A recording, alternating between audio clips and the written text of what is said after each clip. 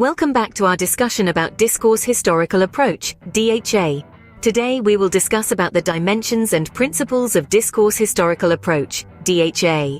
The discourse-historical approach, DHA, is said to be three-dimensional, and it's a method used in critical discourse analysis, CDA, to study the relationship between discourse and society. The three dimensions of DHA are content, discursive strategies, and linguistic realization. Content dimension involves the initial identification of specific discursive topics or contents. It's about understanding what the discourse is about.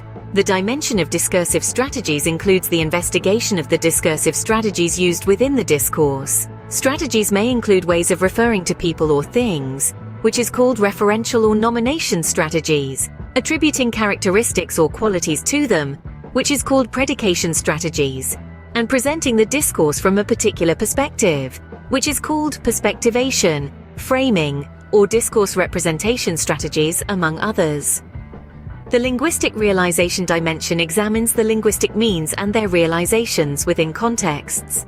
This involves looking at the actual language used and how it's employed to convey meanings and achieve effects in discourse. These three dimensions work together to provide a comprehensive analysis of discourse, considering not just the language itself, but also the broader social and historical context in which it exists. The DHA emphasizes that language is a form of social practice and reflects the ideologies and power structures within society. The discourse-historical approach, DHA, in critical discourse studies, is guided by several principles that ensure a comprehensive and critical analysis of discourse. While the specific enumeration of 10 principles isn't standardly recognized, DHA generally adheres to principles that reflect its theoretical and methodological underpinnings. Here are some key principles that are often associated with DHA. First, interdisciplinarity. DHA integrates knowledge and methods from various disciplines such as linguistics, social sciences, and history. Second, historical context. It emphasizes the importance of considering the historical context in which the discourse takes place. Third, problem orientation. DHA is problem-oriented, focusing on specific social issues or political problems as they are represented in discourse. Fourth, triangulation.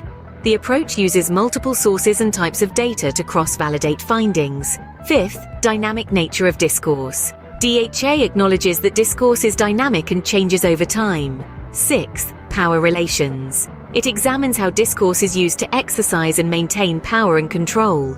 Seventh, strategic use of language. DHA looks at how language is used strategically in discourse to achieve certain goals. Eighth, critique. It involves a critique of societal structures and relations of power as manifested in discourse. Ninth, multi-layered construction of meaning. The approach recognizes that meaning is constructed on multiple layers, from words to phrases to larger text structures. 10th, action orientation. DHA considers how discourse influences and is influenced by social actions. These principles help researchers to systematically analyze the discursive construction of societal phenomena, considering the complex interplay between language, society, and history. They provide a framework for understanding how discourse contributes to the construction of social reality, identities, and power relations.